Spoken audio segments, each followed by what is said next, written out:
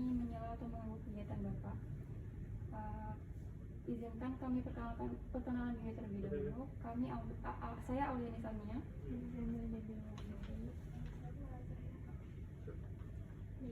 Langsung dengan pertanyaan. Boleh, langsung saja.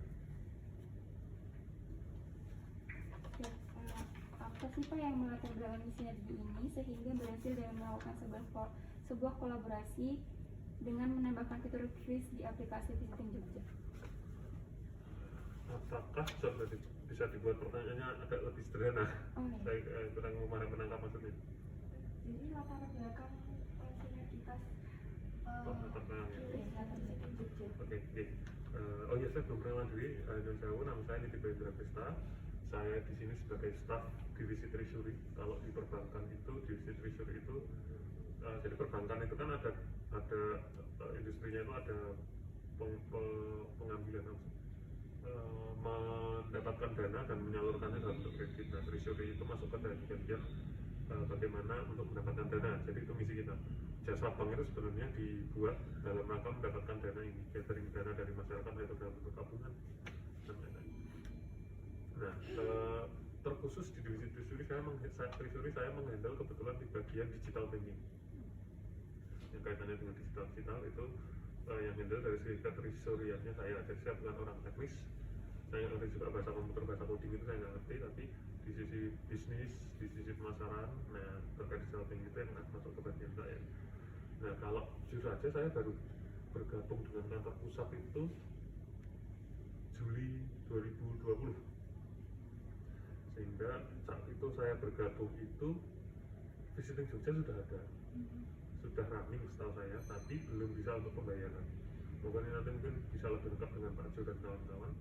Tapi menurut saya ketahui awalnya ketika saya juga masih bergabung di sini itu Visiting Jogja itu baru sebatas pemesanan ketika orang mau datang ke tempat wisata sebelum dia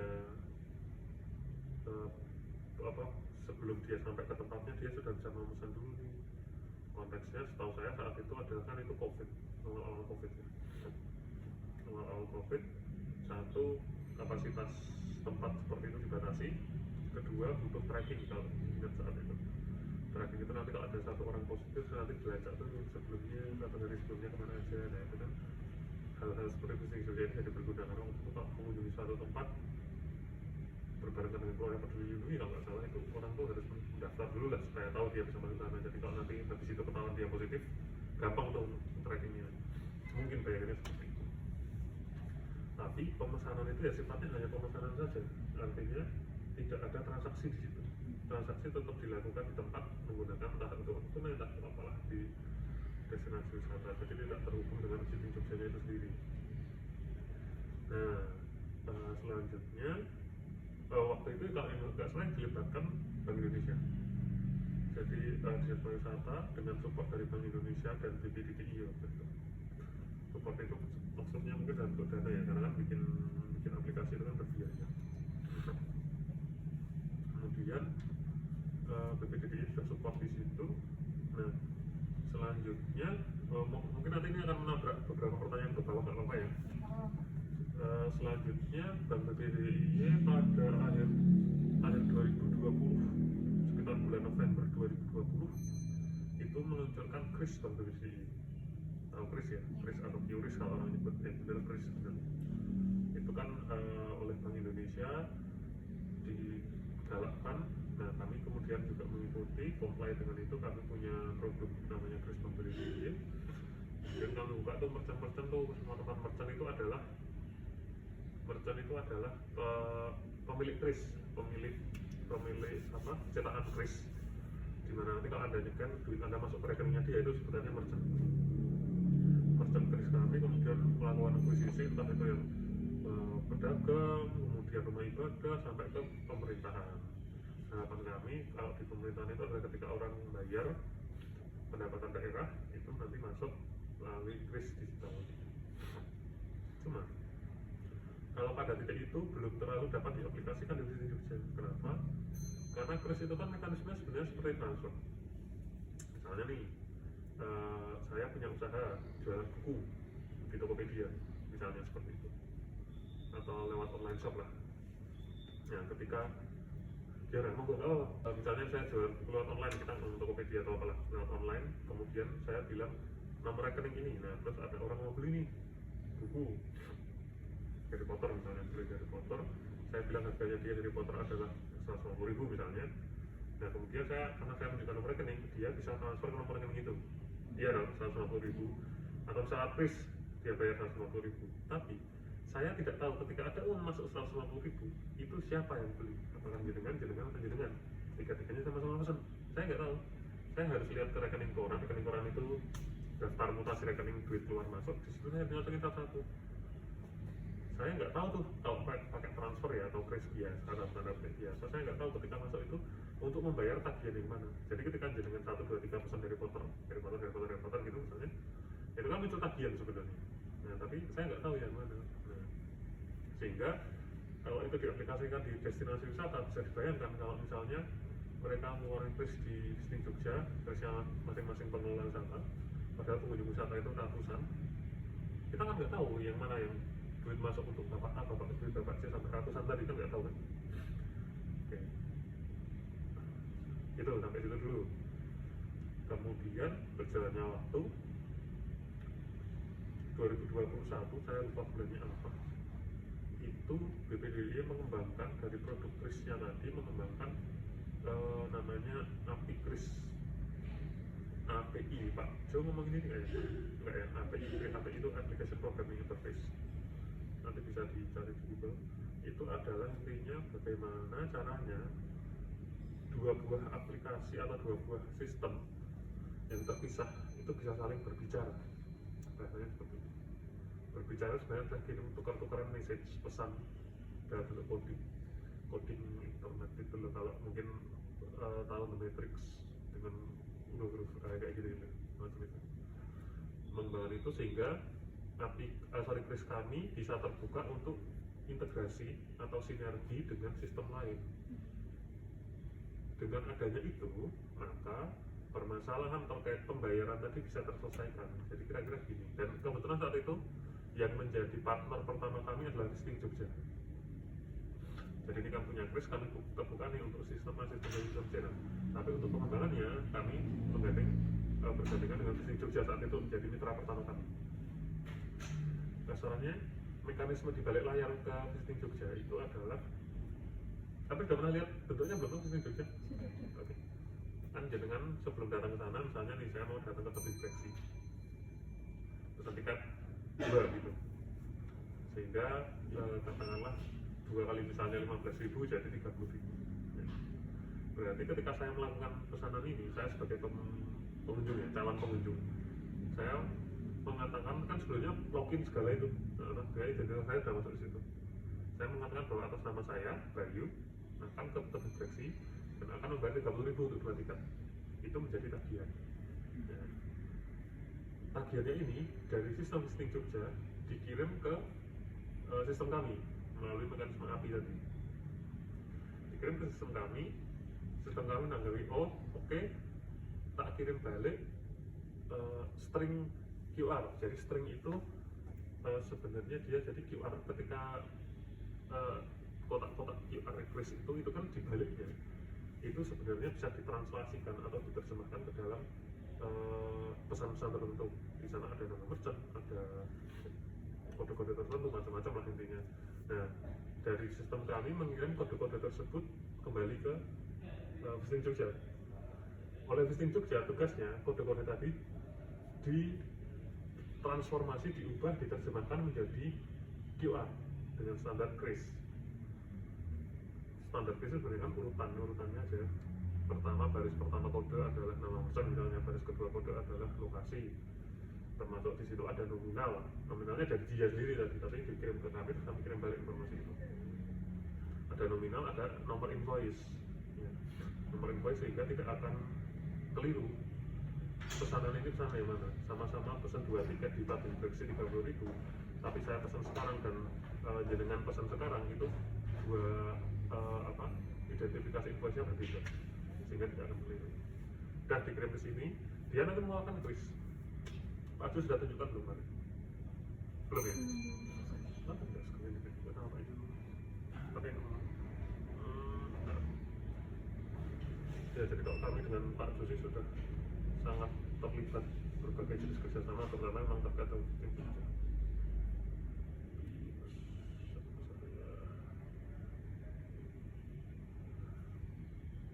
Nah, misalnya nih, ini salah satu objek wisata juga di Belima yang menjadi mitra kami, Pinusari yang sana. Beli tiket, terus satu aja 5.000 general laro, terus bayar sekarang atau bayar di loket, bayar sekarang untuk kris. Kalau dia belum kerjasama dengan kris kami, dia belum bisa bayar sekarang terus. Nah ini saya sedang membuat tagihan, sedang membuat invoice. Ketika saya klik buat pesanan, nah terus ini bayar kris. Nah bayarnya pakai kris, tidak ada cara lain. Ketika saya klik ini, selama sepersekian detik tadi yang terjadi adalah dia ngirim ke sistem BPD. BPD ngirim balik, sistem ini mencetak kris. Nah kris ini ada yang punya bukti? Boleh di scan? GoPay atau apa? Oh HP-nya itu ya? Oh dipakai semua ya, udah apa-apa. Tenang, ini bisa diunduh. Nih saya unduh ya. Kalau kris biasa, berhasil unduh kris. Kalau kris biasa, itu barang itu di scan, maka hanya akan muncul nama merchantnya, Pinusari, rupiahnya itu diisi oleh pembeli. Kris biasa seperti itu, sebutnya kata lainnya adalah kris statis. Nah kalau ini, integrasi kris ini, dia dinamis larinya. Dan nominalnya sudah tidak mungkin saya ubah, saya sebagai pembayar itu tidak mungkin mengubah, karena saya tadi sudah menginput di awal tadi, saya mau ditagih sejumlah berapa. Bayar. Kita masuk ke galeri, jadi nggak harus pakai 2 HP ya, ibu-ibu krisnya ya. Oh cuy, Pinusari. Tadi saya klik gambarnya Pinusari keluar. Angka ini nggak mungkin saya ubah lagi, tinggal saya bayar, saya eksekusi. Nah ketika terjadi pembayaran, ini kembali ke alur tadi, sistem kami mendeteksi ada uang masuk senilai 5.000 untuk invoice ini, sehingga sistem kami akan bilang nih, tahu-tahu ke sistem Jogja, jadi pembayaran invoice tadi yang kamu mintakan pembuatannya tadi itu sudah dibayarin ya? Sudah, sistem kami selesai sampai situ. Kemudian yang melanjutkan sebenarnya dari sistem Jogja. Sistem Jogja mengatakan bahwa oh tadi pembayaran sudah jalan, oke, tak centang di daftar tagihan bayangannya, ada di belakang itu kan ada daftar tagihannya, tak centang bahwa itu sudah membayar. Kemudian setahu saya dari sistem Jogja ini, karena sudah di sisinya sistem Jogja ya, dari sistem Jogja mengeluarkan QR, bukan kris, QR saja yang berisi menyatakan bahwa ini sudah dibayar. Kemudian dilakukan tinggal saya sebagai pengunjung datang ke tempat wisata. Di tempat wisata, si pengelola wisata juga punya aplikasinya sendiri di Jogja, tapi untuk pengelola, bukan seperti ini lagi. Sehingga dia cukup tiket QR-nya tadi, bukan kris, saya ulangi, tapi QR-nya tadi kan, oh iya benar ada bayar, silakan Anda masuk. Kerjasamanya seperti itu, teknis di balik layarnya rumit, tapi memang seperti itu. Monggo. Kemudian ada nggak sih Pak celah-celah untuk orang berbuat curang atau menipu gitu dengan kris ini? Saya rasa kalau celah menipu dari mana dulu? Maksudnya dari sisi pengunjung atau Iya pengunjung. pengunjung? Jadi mungkin waktu beli tiket gitu beliau bilang oh ini udah ya, terus ternyata nggak masuk karena nggak bisa langsung dicek. Ya, jadi gini, kalau kami dari segi pembayaran hampir tidak bisa ya, tidak bisa dilakukan itu karena krisnya tadi sifatnya dinamis. Artinya dinamis itu sekali pakai. Jadi setelah tadi yang 5.000 tadi dibayarkan, kan foto krisnya sudah saya download tadi. Sekali 5.000 tadi dibayarkan dan berhasil, pembayaran selanjutnya menggunakan kris yang sama tadi itu tidak akan bisa dilakukan. Jadi tadi sudah saya bayar, masuk nih selesai. Kemudian besok mau saya bayar lagi dengan barang yang sama tanpa saya membuat dari awal, gagal mas. Format QR tidak sesuai atau apa, pokoknya gagal. Sehingga dari segi pembeli, kalau misalnya nggak tahu sih, curangnya dia misalnya mau bayar 2 kali, ngapain juga ya dia bayar 2 kali, misalnya gitu, itu tidak dimungkinkan. Pasti bayar yang sama, nominalnya tidak mungkin kurang karena kami kunci tadi ya. Itu dulu. Kemudian misalnya dia nggak bayar tapi terus bisa masuk, nggak bisa karena QR-nya tadi, QR kedua tadi. Tapi ini monggo ditanyakan ke Pak Jo atau ke pengelola gitu. Nah itu dari sisi mereka. Setahu saya QR-nya itu tadi ketika sudah di scan ya sudah, dia juga akan mati, nggak mungkin dipakai 2 kali. Mungkin gini caranya. Jadi sudah bisa dipastikan kalau pakai kris ini aman ya Pak? Kalau menurut saya dari sisi penjual maupun interaksinya dengan pengelola wisata sih peluang kecurangannya kok nggak ada ya sebenarnya. Gitu. Kemudian ada kendala lain dengan peluncuran fitur ini di aplikasi Visiting Jogja? Kalau kendala standar sih biasanya jaringan. Nah ini kan negara yang pengen digital tapi secara jaringan masih sangat lemah ya dibanding negara lain. Jadi kenapa sih kok kalau kita bayar termasuk Tokopedia dan lain-lain atau transfer dan lain-lain tidak ada masalah? Itu karena di balik layar itu sebenarnya taktokan antara dua sistem atau lebih itu kencang. Dalam sepersekian detik tadi saya cerita, kita lihat sendiri itu ngobrolnya dua mesin itu banyak gitu loh yang mereka lakukan gitu. Nah, ketika dalam satu tahap saja dalam rangkaian panjang pembicaraan dua sistem itu ada satu tahap saja terputus di jaringan, ya sudah gagal, gandul, bahasa kami gantung, statusnya gantung, nggak jelas gagal atau berhasil, sehingga harus direkonsiliasi manual. Tapi memang untuk kasus ini juga sih saya belum pernah melakukan itu sejak pertama kali muncul. Mungkin mau frekuensi transaksinya nggak banyak ya, tapi nggak juga deh. Nah, nanti kalau nggak salah ada pertanyaan soal apakah kegunaan lain dari Visiting Jogja, sekalian langsung saya terjun ke situ. Jadi Visiting Jogja itu oleh Bapak Ibu Dinas Pariwisata, Pak Jo sudah menambahkan itu selain untuk destinasi wisata yang sudah ada destinasinya, itu juga digunakan untuk event. Ya, event sepeda, event atau pembelian tiketnya lewat situ. Dan itu zaman sekarang ya, setelah PPKM dan lain-lain itu dilonggarkan, itu kan orang banyak sekali langsung ikut acara itu, selalu laris, nggak mungkin nggak laris. Sehingga entah, saya nggak tahu ratusan tiket atau berapa tiket yang dijual, artinya ada ratusan transaksi melalui Visiting Jogja itu juga saya belum pernah ada masalah.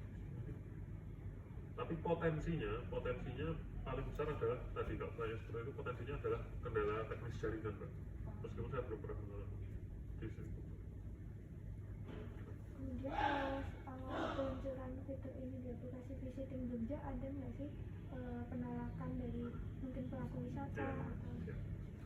Sebelumnya monggo di YouTube dibangun. Ini bedanya apa sih yang bikin agak panas? Santai aja, Pak. Penolakan pelaku wisata. Jadi saya tadi sempat cerita bahwa di Visiting Jogja itu sudah jalan dulu sebelum ada mekanisme pembayaran, ya kan? Dulu untuk pemesanan, otomatis pemesanan semua destinasi wisata itu kan sudah didata. Saya nggak tahu dulu mekanismenya pendataan atau pendaftaran, itu dua hal yang berbeda ya. Pendataan itu adanya apakah mungkin dari dinas pariwisata dengan database yang mereka miliki, atau pendaftaran orang-orangnya suruh daftar dulu, saya nggak tahu. Intinya sudah ada nih entah berapa ratus di situ. Sementara dari ratusan itu yang sudah tergabung dengan pembayaran melalui kris, integrasi kris yang saya ceritakan itu ada sekitar 80-an, 80 kecil. Saya lupa 81 atau 82 gitu.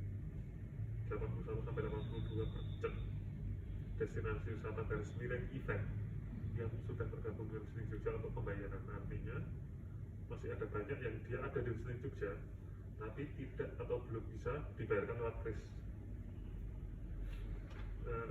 Nanti kalau jenengan sudah bisa buka aplikasi Visiting Jogja, ngeceknya adalah ketika sebuah destinasi wisata itu tidak ada menu bayar sekarang ya, tadi saya tunjukkan, tapi menunya hanya bisa bayar di loket, artinya dia belum terdaftar untuk pembayaran kris. Nah ini berarti kita masuk untuk menjawab pertanyaan tadi mungkin agak mundur sedikit ketika awal-awal barangnya diluncurkan. Kemudian harus dilakukan pendaftaran untuk masing-masing destinasi wisata. Inilah kenapa tadi saya tanya Taman Sari itu swasta atau negeri, karena kan destinasi wisata di DIY atau dimanapun itu tidak semua dikelola pemerintah, banyak yang dikelola kok dari kelompok kelompok kerja kan. wisnya wisata teman-teman. Karena enak ya mungkin dinas tinggal kasih surat atau apa, nanti pengelola di lapangan pasti patuh. Tapi kan kalau ini ngomongin swasta kan nggak bisa gitu. Seperti Pinosari tadi itu kan juga swasta. Nah, kemudian saya ceritakan tentang kris tadi sebelum kita masuk ke integrasi. Kami kan sudah mengakuisisi merchant-merchant di lapangan itu untuk masuk ke kris kami, untuk menjadi merchant kris kami. Nah, kemudian syarat nomor satu untuk sebuah destinasi wisata atau event untuk dapat bergabung dengan Visiting Jogja, karena integrasinya dengan BPDDI, maka dia harus membuka merchant kris BPDDI. Tidak bisa dengan kris bank lain. Meskipun dia sudah punya misalnya kerjasama dengan Mandiri sampai krisnya sudah dipasang gagah di depan lokatnya dia, oh sorry nggak bisa, tetap krisnya harus di BPDDI. Secara teknis kami kunci itu. Ya dong kan kerjasama sama kami, maka kami buka ruang untuk yang lain kan banyak. Nah kemudian untuk teman saya sendiri belum pernah menghitung ada berapa, yang jelas sebagai gambaran seluruh DIY merchant kris kami itu ada di angka sekitar 70-an ribu saat ini. Saat itu mungkin angkanya masih sekitar 50 ribu, bukan angka yang kecil ya. Jadi destinasi wisatanya pasti sudah ada ratusan yang menggunakan kris kami. Nah tapi untuk dapat masuk ke Visiting Jogja itu harus didaftarkan di dua sisi. Dari pengelola Visiting Jogja mendaftarkan krisnya itu, di kami mendaftarkan. Mendaftarnya sebenarnya simpel sih, kalau teknisnya pakai komputer itu tinggal di scan aja krisnya, kemudian saya nyatakan bahwa kris ini join dalam Visiting Jogja, tinggal klik gitu. Teknisnya gampang, tapi kan di lapangan kan ini perkara lalu lintas uang, otomatis kami pasti harus meminta persetujuan. Jangan sampai ada orang datang ke sebuah objek wisata X menunjukkan QR-nya tadi, di mana artinya dia sudah membayar melalui kris integrasi. Pak, saya sudah bayar di Jogja. Pengelola wisatanya jangan sampai amit-amit pengelola wisatanya, oh aku udah ngerti. Nah di lapangan terjadi perkelahian dong kalau seperti itu kan. Si pembeli sudah merasa bayar, si penjual tunggu dulu. Saya nggak tahu ini apa, meskipun duitnya kalau dicek masuk kan ribet. Sehingga saat itu kami dengan bantuan rekan-rekan di cabang seluruh DIY meminta untuk mendatangi destinasi wisata satu demi satu untuk meminta persetujuan. Nah dari situ tadi apakah ada penolakan? Ada yang keberatan, entah karena itu memang mungkin pengelolanya masih belum mau ribet dengan transaksi digital secara keseluruhan, jadi tidak harus dengan Visiting Jogja. Jadi tempat itu sudah kami akuisisi kris, sudah kami kasih kris, itu pun mereka masih kayak ragu-ragu untuk menggunakan itu. Apalagi menambah kerumitan itu dengan barang Visiting Jogja, ini barang apa lagi. Nah seperti itu saat itu ada, saya lupa detailnya mana saja, tapi ada yang mas tahu ini belum mau join, mungkin besok mau. Nah bisa saja ketika saya ngomong ini sekarang sudah join objek wisata itu, bisa saja karena saya tidak benar-benar mengingat mana yang resisten saat itu, cuman ada saya. Dan itu bukan karena itu lebih ke ketidakpercayaan terhadap teknologi digital itu sendiri. Jadi tidak menuju langsung ke Visiting Jogja-nya, tapi keseluruhan konsep dari transaksi digital itu yang mungkin di lapangan ada yang belum siap. Situ. Terus objek wisata kalau yang ada juga yang karena malah justru karena objek wisata itu sudah punya sudah punya sistem sendiri.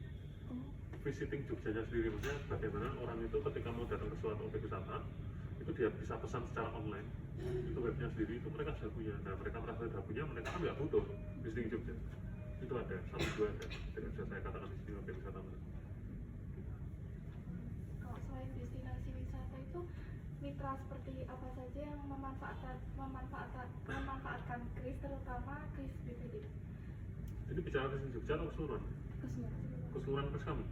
Oh, kalau kris kami keseluruhan banyak, memang ada posisi sekarang di angka 70-an ribu.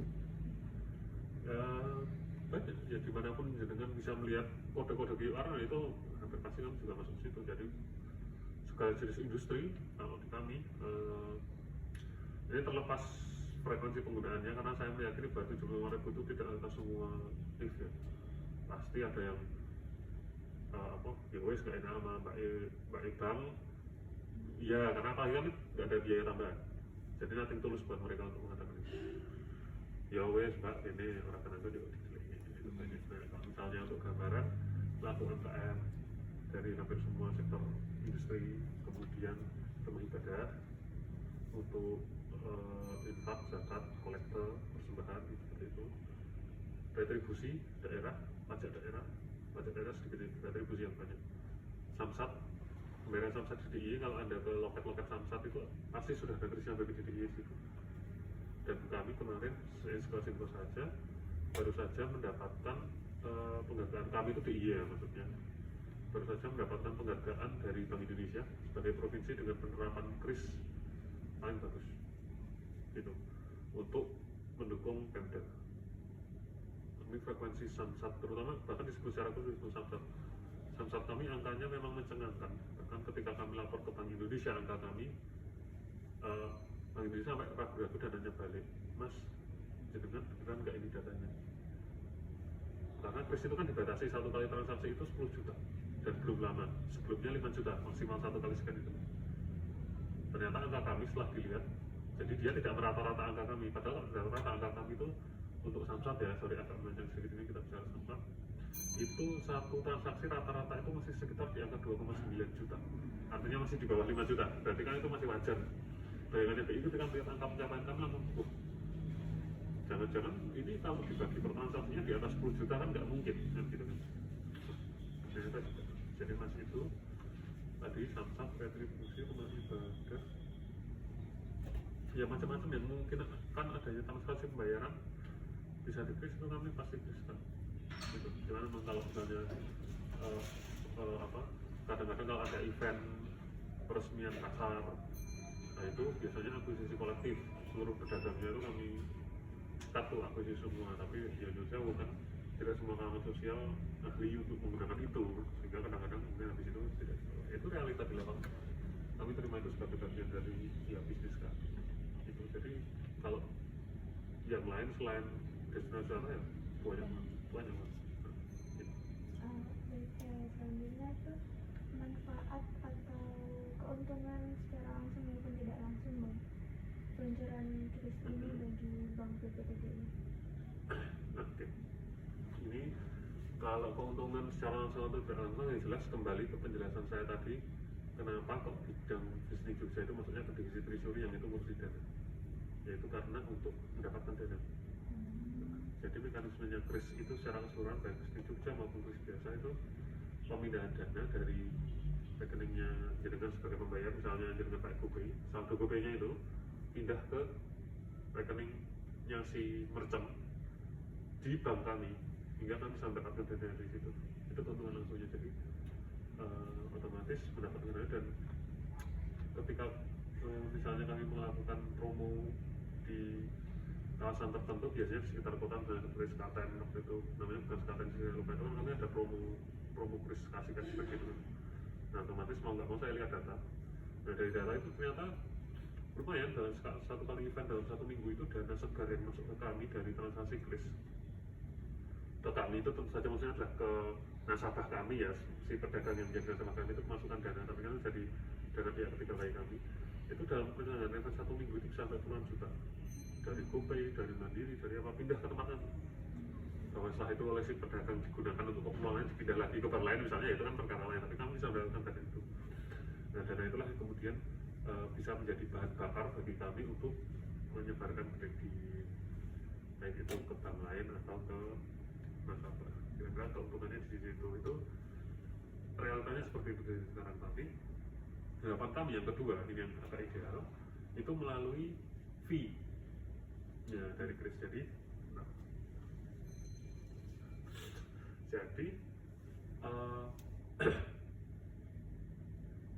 fee itu adalah jasa, biaya atas jasa yang kami berikan ya kris itu tadi. Sebenarnya kris itu kan kalau untuk normal umum ya, kita nggak bicara rumah ibadah, kita nggak bicara pemerintah, itu sebenarnya ada potongan 0,7% dari jumlah transaksi.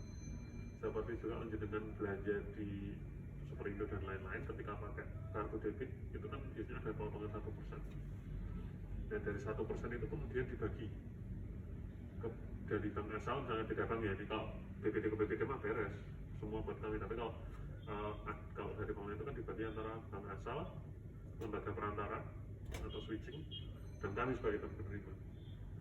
Jadi kalau bisa dibayangkan frekuensi transaksi yang dibutuhkan supaya fee itu bisa besar dan material. 1% dari transaksi.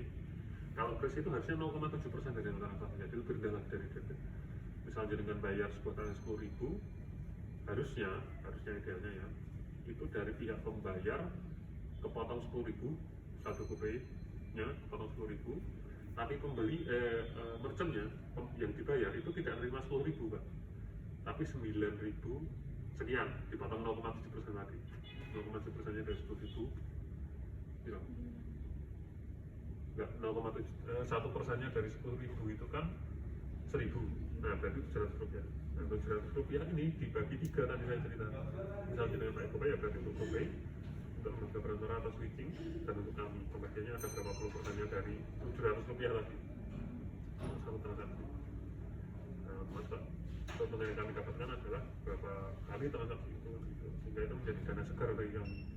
Itu sudah nggak perlu dijadikan kredit dulu untuk menjadi laba bagi kami, tapi sudah pure udah menjadi masuk dari sana. Tapi memang karena untuk dalam rangka pandemi dan dalam rangka untuk mempromosikan kris itu sendiri, Bank Indonesia itu sejak sekitar tahun 2020 itu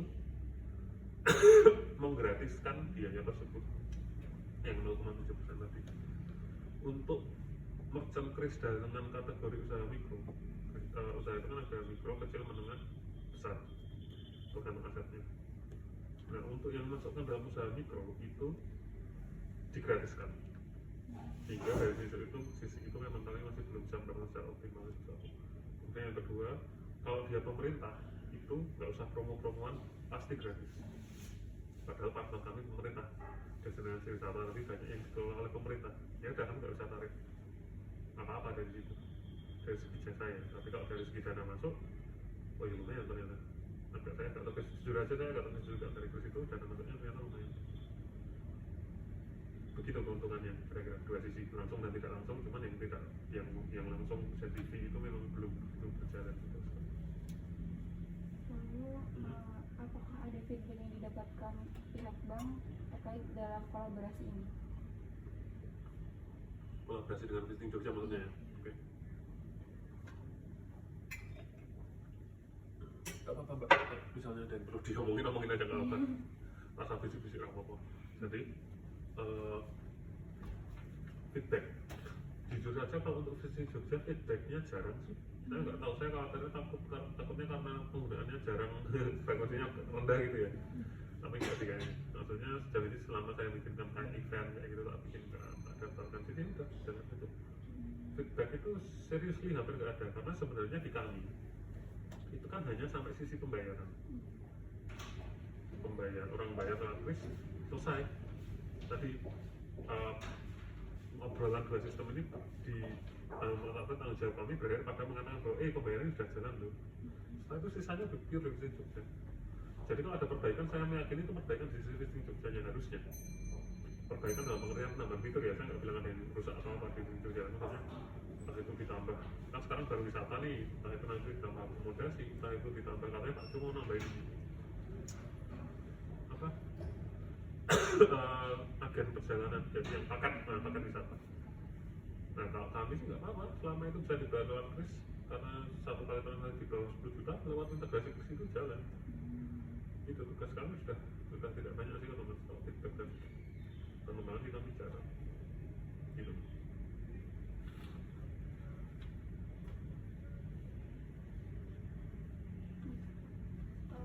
Apakah dengan mengadakan kolaborasi ini, apakah pihak Bank BPDDI itu melakukan serangkaian sosialisasi kepada pengelola wisata dalam peluncuran kris ini? Pasti. Kalau sosialisasi tentu saja kami kerjasamanya dengan dinas pariwisata ya, karena bisa dibilang stakeholdernya kan dinas pariwisata dan kami yang utama. Tapi yang memang untuk punya benar-benar power untuk mengundang teman-teman pengelola wisata itu kan dinas gitu loh, namanya kan juga dinas. Nah dan Visiting Jogjanya itu kan memang punya dinas gitu ya. cuman memang kami ketika diundang ketika Dinas Pariwisata mengadakan sosialisasi saat itu biasanya lewat Zoom. Nah, saat itu 2020 kan waktu itu kalau pertemuan aja udah dilarang, viral nanti kita kalau mengadakan pertemuan kan.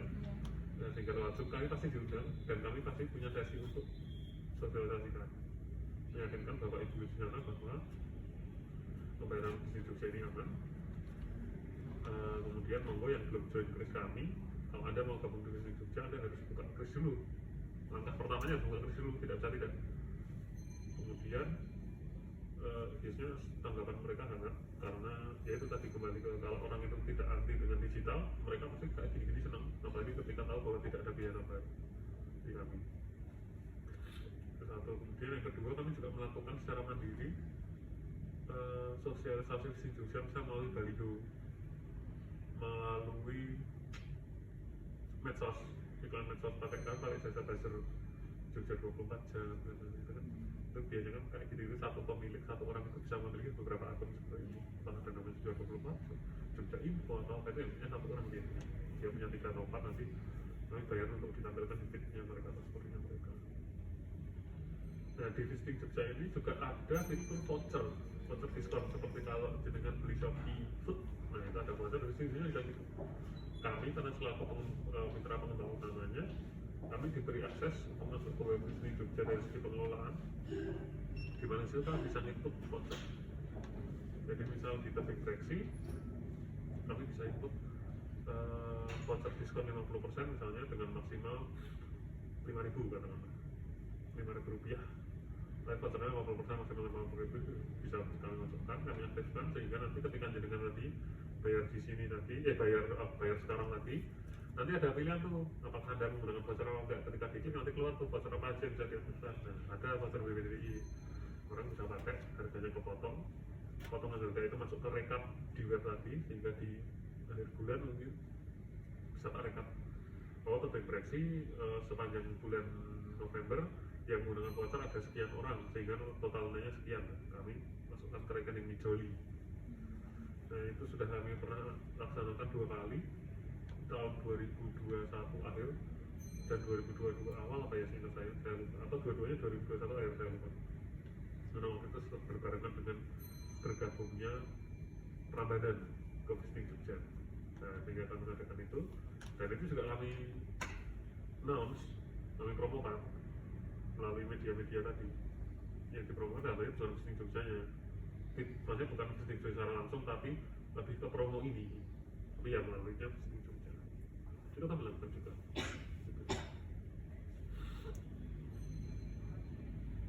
Dalam hal kolaborasi ini, apakah ada tanggung jawab lain dari Bank BPDB? Bisa dibilang hampir tidak ada, tapi memang karena ini masalah lintas uang tadi, otomatis untuk setiap kali ada apa-apa kami pasti meminta persetujuan dan hampir selalu tertulis. Misalnya tadi pertama bergabung tidaknya itu ada persetujuannya. Kedua, nah promo tadi, setiap voucher tadi itu kami mintakan persetujuan tertulis. Itulah kenapa kalau secara teknis di web itu gampang, saya yang karena jumlahnya banyak otomatis saya harus satu-satu, tapi kalau klik gitu seperti itu. Tapi di lapangan ketika ini tidak dikomunikasikan dengan baik dan jelas, itu kan potensi konflik. Makanya kami tidak bisa semudah itu ketika mengadakan promo, tinggal saya di komputer sana klik enggak. Saya nomor 1 ke cabang dulu, dari cabang tolong hubungi destinasi yang sudah tergabung di Jogja, mereka mau nggak join ke program promo. Mereka udah join di Jogja, kami mau ada promo nih, kita mau ada promo di BPD, mereka mau nggak? Kalau mau saya kasih format surat, nanti mereka tanda tangan, saya juga ini menyatakan bersedia bergabung dengan kriteria berapa persen, membersnya, Mijolinya akan didapatkan pada katakanlah tanggal 5 bulan berikutnya, misalnya semua sudah tertulis, sudah jelas. Itu baru setelah mendapatkan persetujuan tertulis itu saya berani di sini mengeksekusi.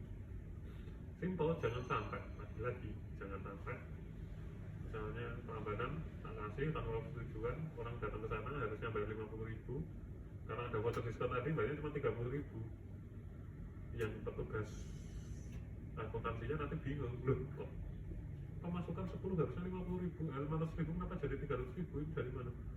Oh ternyata ada voucher diskon, loh kok kami nggak dikonfirmasi? Ini kan cash flow kami terganggu kalau kayak gini. Menghindari yang seperti itu.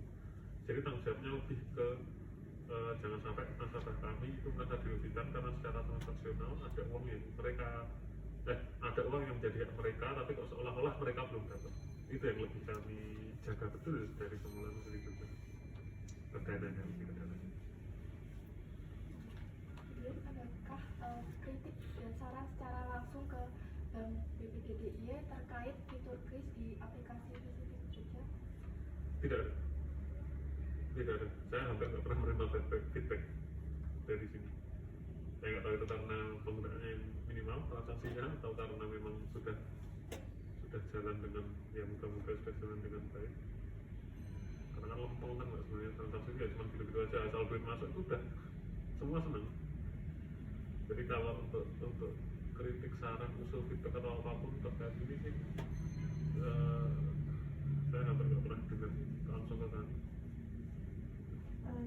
Terkait fitur kris ini, apakah pernah ada masalah yang perlu dievaluasi? Oh sering, kalau itu sering, karena ini kita bicara kris beda ya, ini tadi integrasinya, ini krisnya. Sering kalau masalah satu jaringan, dan nomor satu itu jaringan itu pasti terjadi, sering sekali terjadi. Sering sekali. Entah itu, saya nggak tahu lah itu teknis TI, nomor bukan apa nomor bawah nggak tahu, tapi kadang-kadang itu selama berapa menit itu layanannya nol. Terus kalau pada komplain lewat cabang biasanya, ini kok kris nggak bisa dibayarkan ya, atau malah yang parah tuh kalau misalnya dana saya sudah terpotong, tapi si merchant belum menerima ya, nah itu berapa gitu? Orang yang harusnya menerima duit di lapangan, si pembelinya mengatakan saya sudah terpotong, kadang-kadang orang si penjualnya udah terpotong ya udah aman nih barang udah terkasih, tapi duit belum masuk ke dia. Kan ini berarti kan itu dia dirugikan. Tapi terjadi ya udah habis itu biasanya hapus 1 atau hapus 2, kami manual rekonsiliasi. Oke, duitnya dari sini karena duitnya itu gantung di sisi ini, tinggal ditransfer atau gantung di bank lawan, bank partner, nanti kami lewat perantara diambilkan. Itu terkait jaringan itu satu. Kemudian kalau kritik lain terkait kris kami, biasanya ini sih lebih ke tidak bisa dibayarkan secara penuh tapi bukan karena jaringan, jadi karena ada jadi mekanisme pendaftaran kris kalau di kami itu kan masih dilakukan oleh CS, customer service, email ke saya, benar-benar ke saya, ke komputer saya itu, kemudian dari komputer saya di sini saya upload ke penerbitnya namanya PT PTN, Penyelesaian Transaksi Elektronik Nasional. Itu adalah PT yang ditunjuk oleh Bank Indonesia untuk menerbitkan kris. Nah, kadang-kadang ada pengisian itu yang tidak tepat atau tidak konsisten antara apa yang mereka isikan di sistem dengan yang dikirim ke saya, sehingga ketika ada dua data yang berbeda, krisnya nggak mau jalan, makanya nggak mau jalan. Tapi itu simpel sih, biasanya tinggal dibenerin aja datanya, maksudnya belum sampai ada dana yang keluar. Ini saya tuh kalau selama dana belum terpotong itu enak lebih benar daripada dana sudah terpotong tapi di sisi merchant belum terima, itu lebih ribet. Itu tadi jaringan, kemudian ketidaktepatan pengisian, sama kadang-kadang saja itu, tapi sini saya baru satu kali saya mengalami kris kami belum bisa membayar bank tertentu. Jadi apa ya kemarin? Saya lupa nama banknya apa, bank swasta nasional. Kris kami akan di mobile banking kami nyekan di krisnya bank itu gagal. Terus ternyata bank itu belum mendaftarkan bank BPKDIY sebagai orang yang bisa bayar di krisnya dia. Gitu. Ya udah, kalau itu nanti saya lewat ada kami punya bank se-Indonesia pengelola kris. Saya tanyakan itu, minta kontak bank ini, kalau kenal banknya apa, nanti dikasih di grup itu. Ya udah saya ajukan. Kalau misalnya ternyata setelah saya japri sana tidak merespon kunjung lama, tak gas lagi di grup, karena di grup itu ada Bank Indonesia juga, ada perwakilan Bank Indonesia. Terus masalah lain dari kris yang agak gawat itu ada multi acquirer. Jadi ilmu suatu ketika jaringan-jaringan kalau transfer sangat memenuhi masalah ini. Misalnya satu orang sudah diakuisisi kris di bank BPDI, atau sorry, satu orang di bank lain lah, katakanlah BCA, kemudian dia juga buka GoPay dengan nama yang sama, data yang sama persis, kemudian dibuka di BPDI. Kadang-kadang kan orang buka BCA, buka GoPay kan udah lama gitu, ya kan, barangnya hilang, dia login di GoPay-nya lupa misalnya, kemudian dia terakhir buka di BPD. Ketika di BPD saya terbitkan di petang tadi saya cerita tadi keluar, barangnya krisnya itu sama bentuknya. Di bawah itu ada tulis dicetak oleh 936000112, itu nomor kami. Kode kami kan 112, kalau mandiri 008 kami kan 112. Jadi orang tahunya nyetaknya terakhir di BPD dan dengan BPD, tapi ketika data kris itu kalau dilihat di baliknya sebenarnya datanya BCA dan GoPay tadi itu masih ada di situ. Dengan sengaja Bank Indonesia menghendaki seperti itu. Dampaknya apa? Kalau jenengan nyekannya ini bayarnya dengan mobile banking BPD, dananya masuk ke bank BPD. Tapi kalau jenengan nyekan dengan bank lain selain GoPay, tadi kan urutannya BCA, GoPay, BPD. Dengan bank lain misalnya nyekan dengan Shopee misalnya, maka uang itu masuk ke mana? Uang itu akan masuk ke bank atau e-wallet pertama yang dia akuisisi, dalam ini BCA. Kalau dia mirip pakai GoPay, seperti BPD tadi, kalau ada cocokannya di sini, ya udah masuk ke situ. Tapi kalau di luar itu bank pertama, akibatnya apa? Merchant merasa dia terakhir kali nyetak kris di BPD.DIY, yang ngasihin ke dia adalah petugas bank BPD.DIY. Di kepalanya dia apa? Berarti kalau ada orangnya kan duitnya masuk ke BPD. Tapi karena ternyata di baliknya itu ada data bank lain, ketika kan berhasil transaksinya, dana terpotong, kodenya jelas-jelas berhasil, tapi di rekening nggak masuk. Kenapa? Karena ternyata masuknya ke bank pertama tadi. Itu sebenarnya dikendaki untuk BI, karena BI itu nggak suka. Bagus sih sebenarnya intinya. BI itu nggak suka ketika hasil merchant itu ada kris jejer-jejer, banyak kris itu. Seperti edisi sekarang, sistem edisi yang gesek itu kan juga banyak tuh, kadang-kadang BCA mandiri itu nggak pengen seperti itu. Makanya krisnya itu satu aja, di mana satu kris itu di dalamnya itu sudah ada semua mencakup semua yang pernah diakuisisi di dia. Bahkan aturan BI itu keras lagi, aturan BI itu sebenarnya nggak boleh itu kris. Terus di luarnya kadang di atasnya ada tulisan Shopee, ada kotak tulisan GoPay atau apa dengan warna corporate masing-masing, itu nggak boleh. Kris itu kayak tadi harusnya cuma kotak-kotak, terus ada merah, ada lambang merahnya, ya udah itu top, nggak boleh tambah ya apa-apa. Sebisa mungkin identitas bank itu nggak muncul di situ. Supaya apa? Karena takutnya juga mungkin juga masih yang sering menemui, kadang-kadang merchant itu miranya kalau krisnya itu diterbitkan BCA, maka yang bayar harus pakai BCA. Kalau yang bayar diterbitkan GoPay, yang bayar harus pakai GoPay. Nah, yang tidak ringan Bank Indonesia itu seperti itu. Jadi udah kris itu pembayaran semua, ibarat kris itu ibarat kotak sumbangan. Mau duitnya dari bank mana aja, dengan ngambilnya masuk, tinggal masuk, begini kayak gitu. Tapi kan mungkin di lapangan satu, kami juga pengen branding, kami butuh branding, kami butuh logo kami dari situ. Untuk kedua, yaitu tadi kadang-kadang pendataan kris penerbit kris itu kolektif. Kadang-kadang teman-teman itu kejar target, entah bank kami atau bank lain, atau misalnya e-wallet, Shopee, GoPay dan lain-lain itu kejar target. Mereka pakai vendor biasanya, sehingga akuisisinya ngawur, orangnya tidak diedukasi dengan baik, orang tak akuisisi. Terus ketika waduh, saya ada alat untuk membaca isi jeruan kris itu apa aja, jadi saya bisa tahu, oh ini ada bank BRI nih di sini nih. Tanya ke mereka, bu ini apalagi yang dikatakan Pak BRI juga pasti untuk BRI itu, meskipun krisnya yang menerbitkan kami terakhir. Bu ini ada BRI ya, bu saya menjawab BRI tapi saya tidak merasa ini. Ada yang lebih gawat lagi kayak GoPay dan lain-lain, saya lupa passwordnya, loginnya, karena dulu dibuat 3-4-5 tahun yang lalu, saya nggak pernah ngurusin lagi. Ya mau nggak mau dia harus komplain ke e-walletnya, tapi nggak bisa ngapa-ngapain. Tapi buat dia kan yang terakhir dihubunginya begitu, komplainnya ke kami. Nah, kira-kira itu Pak masalah kris yang sering dialami. Harapan Bapak maupun Bank BPD jangka panjang maupun jangka pendek terhadap penambahan fitur kris ini? Kris Jogja yang juga ya? Kris Jogja atau kris secara umum? Kris secara umum. Harapan kami tentu saja yang pertama ada apa ya, ada langkah yang lebih pasti dari Bank Indonesia terkait tadi multi acquire tadi. Jadi acquire itu artinya saya bayar pakai mobil BPD, itu saya BPD sebagai issuer yang mengissue, acquire itu yang mendapatkan. Nah, tadi itu misalnya namanya multi acquire, jadi acquire-nya ada banyak di dalam satu dana.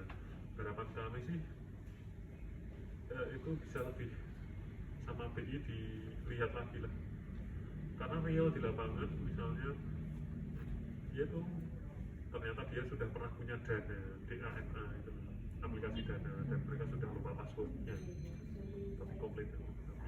Dan kami sih kalau dalam konteks itu ya saya memikirkan lebih jauh, dalam konteks itu kok kayaknya lebih relevan kalau dana itu masuk ke pengakuisisi terakhir, bukan pertama, karena terakhir itu jelas yang dia hubungi terakhir, yang ada di top of mind-nya dia tuh yang terakhir ngakuisisi dia, bukan yang pertama dulu yang sudah lupa gitu. Tapi mungkin kalau BI kalau seperti itu nanti akuisisinya jadi terlalu brutal, semua pengen menjadi yang terakhir, mas akuisisi lagi itu agak memusingkan sih, itu saja. Itu satu. Kemudian terkait branding itu juga harapan kami lebih konsisten, artinya meskipun saya bilang tadi tidak boleh branding, di lapangan jenengan akan lihat sendiri pada pakai branding dulu baru ketika ada yang lihat pada brandingnya kadang-kadang dilaporkan di grup yang tadi aja kita kan itu kadang-kadang dilaporkan begini kok BCA ada brandingnya ya, kok BPDD-nya ada brandingnya ya, dilaporkan supaya sama orang BI di grup itu dinotis. Tapi kan itu memang saya tahu di lapangan itu sesuatu yang susah juga, karena kami pengen ada branding kami dong di situ tuh, nggak bisa dong kami udah ngeluarin itu kok nggak ada brandingnya, kok enak nah kadang satu stiker apa itu nggak boleh sama pengguna, itu sesuatu yang perlu dipertimbangkan lagi. Yang kedua, kemudian yang ketiga ya terkait fee tadi, memang ini agak tricky sih, yang 0,7% tadi itu. Kalau mau promo ini dilanjutkan, promo 0% ini dari Bank Indonesia itu kan sampai 31 Desember 2022. Tapi itu hal yang dilanjutkan, dari maksudnya gini, dulu pertama 2020, saat itu mungkin promonya sampai Desember 2020, tapi diperpanjang ini Desember 2022 ini adalah perpanjangan yang kesekian kalinya dari promo tersebut dalam rangka pandemi. Dan kan katanya kan pandemi sudah selesai katanya ya, dan saya nggak tahu nih apakah BI mau melanjutkan itu apa enggak, karena ada plus minusnya.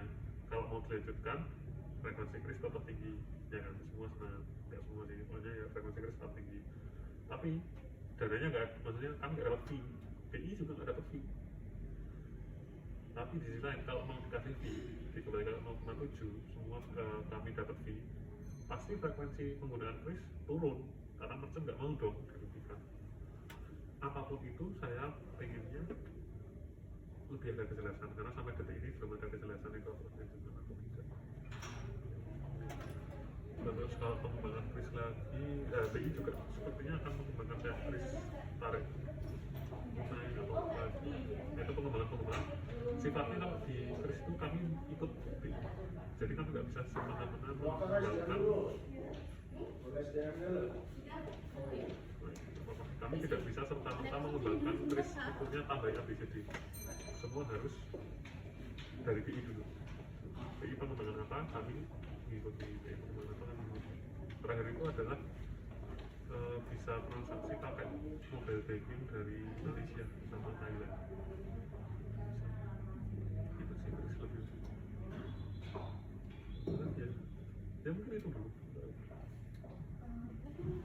Kembali ke awal ya Pak, Boleh. ini awalnya pihak mana yang pertama kali menawarkan kerjasama ini, karena dari berita yang kami baca sinergitas ini bersama juga dengan BPTTWC ya Pak? Taman Wisata tadi? Iya. Bukan. Itu mungkin beritanya karena terkait Prambanan. Iya. Jadi pengelolanya Prambanan itu kan PTTWC namanya, Borobudur, Prambanan sama Ratu Boko. Jadi Gusti Jojo udah lama, udah dari sebelum itu. Tapi kan kemudian ketika kami ingin mengakuisisi Prambanan dari PTTWC, kita ngomong pengelolanya ya, PTTWC itu jadi intinya mungkin dari berita yang kita baca itu konteksnya adalah untuk Prambanan, khususnya Prambanan. Tapi kalau awal kerjasamanya ya antara itu Dinas Pariwisata, BI, sama kami.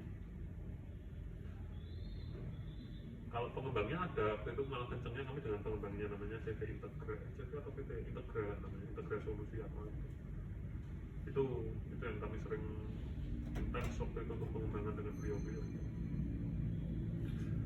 Tapi kalau TWC itu enggak sih, kalau setahu saya ya konfirmasi ke Pak Jo, tapi setahu saya TWC itu hanya spesifik untuk Prambanan dan kawan-kawan lah, syukur-syukur Ratu Toko sama guru-guru juga bisa nyusul, tapi sih senang aja.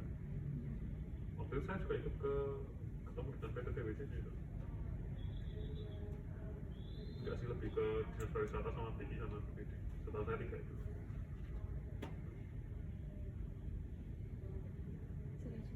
Siap. Terima kasih banyak untuk waktunya dan banyak-banyak buat Sama-sama. Ya nanti ada yang kurang lewat WA aja nggak apa-apa, lanjut lewat WA meskipun jujur aja saya akan slow respon karena Desember kayak gitu. Tapi nanti kalau ada yang kurang, misalnya minta apa nanti sambil jalan lewat WA aja nggak apa-apa. Terima kasih banyak. Sama-sama. Ini monggo kalau misalnya mau lanjut wawancara yang lain dengan itu di tetap bawah. Gimana dulu tanya ngomong? Ya, sana. Aku mau gimana kalau jadi kami bertanya kolaborasi Dinas Pariwisata dengan BPWJ dan Bank BPWJ terkait peluncuran bukti aplikasi Kesini Jogja untuk Prambanan dan Tanggung.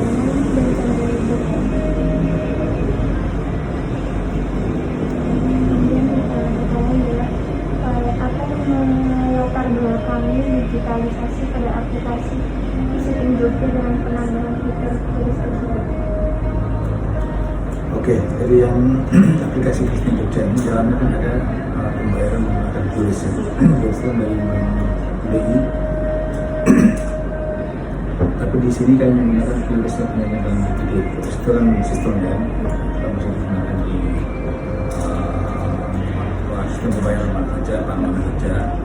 Kalau di aplikasi Kesini Jogja kita pakai Bank BPD.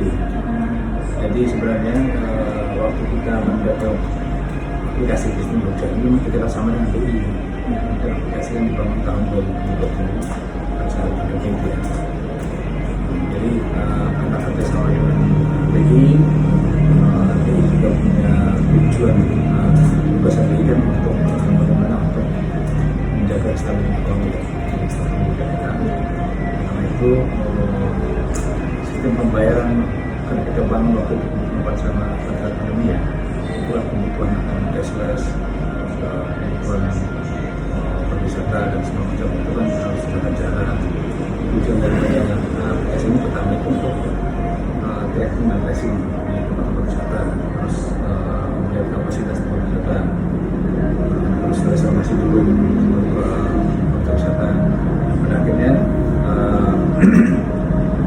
BI akhirnya menawarkan pembayaran melalui tulis itu. Akhirnya kita datang ke BI, terus menunjukkan tulis BPD untuk pembayaran reservasi masuk ke destinasi di aplikasi itu. Kalau untuk aplikasi Kesini Jogja sendiri itu di dalamnya ada fitur-fitur apa aja sih? Di dalamnya itu ada informasi-informasi pariwisata, ada unsur wisata, dinas pariwisata, ada aplikasi dari wisata, terus event, terus kita melihatkan barang media sosial yang ada di media sosialnya Spark dari YouTube sama Instagram juga. Dan itu ada informasi tentang kuliner juga ya. Jadi ada wisata, ada paket wisata yang waktu kami bikin, kami buat itu namanya terbuka hijau. Itu paket wisata itu yang memungkinkan itu bisa oleh wisatawan sebelum berkunjung ke Yogyakarta. Itu udah download kan aplikasinya, bisa dilihat situ. dan juga ada satu lagi tambahan itu kesempatan itu dia berhubung dengan peduli lindungi. Jadi kalau peduli lindungi di aplikasi ini salah satu yang di Jogja bahkan di Indonesia ya, ini bisa langsung kalian ke peneliti untuk masuk ke perusahaan pencarian juga kalau kemana juga itu masuk mall, masuk ke tempat-tempat harus scan. Kemudian siapa yang bertanggung jawab penuh atas aplikasi tersebut, apakah Bintang Jogja atau hanya tim pemasaran kalau ini kan aplikasi ini kita bangun bersama stakeholder juga ya, atau termasuk dari dua destinasi wisata, dari Asita, BRI, Sajipi, dan destinasi wisata. Tapi tanggung jawabnya saat ini itu ada di luar destinasi wisata. Jadi masalah ini sih. Jadi sekarang kita lagi ada pengembangan masuk dalam untuk bisa di iOS. Sekarang sudah bisa juga ya, sudah bisa di juga selain di Play Store ya. Terus nanti ada pengembangan dan juga upgrade jadi penambahan penambahan data ya, dan akomodasi untuk yang kemarin sudah berlalu bisa ditambahkan terus data juga yang telah ditambahkan ya sampai 500.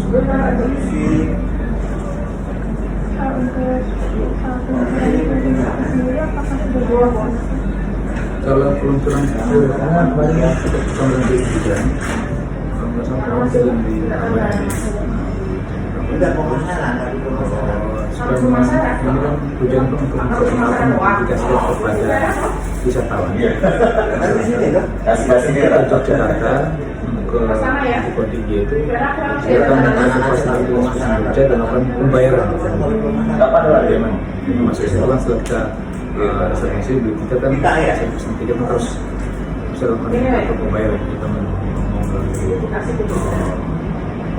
kopi, mulai dari makanan itu sudah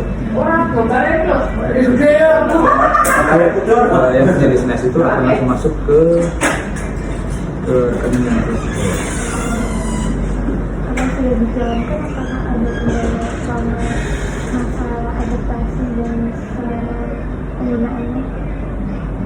Kalau di mungkin kendala ya yang pertama mungkin soal infrastruktur, soal sinyal di beberapa tempat di kabupaten Ponorogo itu sinyal.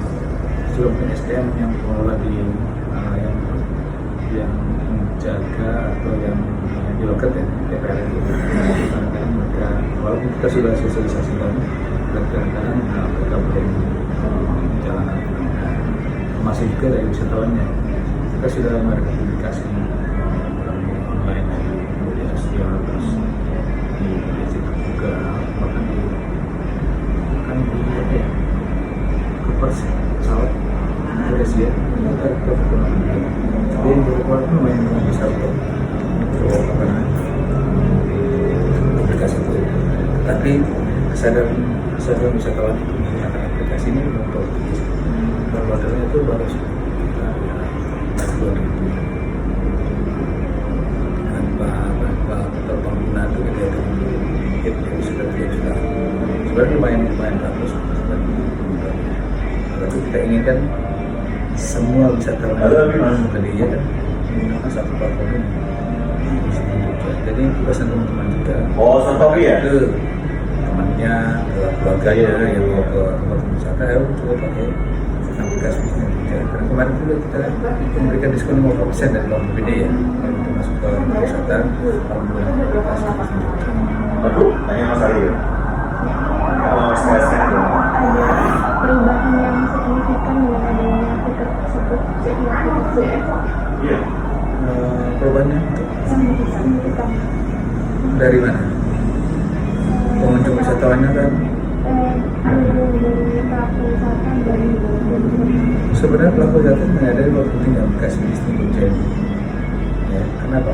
Data mereka dapat secara real time. Ya, termasuk kami juga, kami belum berhapin gitu. Saya bisa pantau sekarang ini, kalau kami bisa pantau misalnya membantu sekarang hari ini sampai dengan jam 7 dan wisatawan masuk sana itu juga ke situ.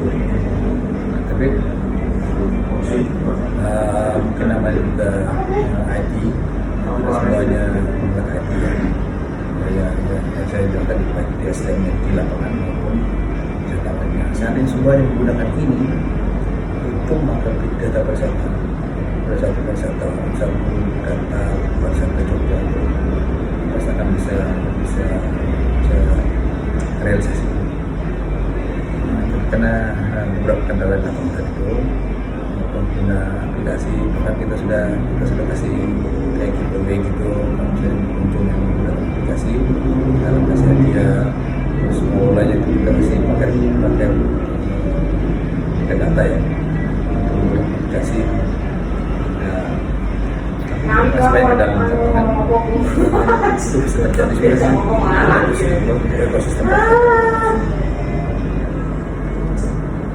Menurut Bapak sendiri, peluncuran turis di aplikasi Visiting Jogja itu plus minusnya apa menurut Bapak?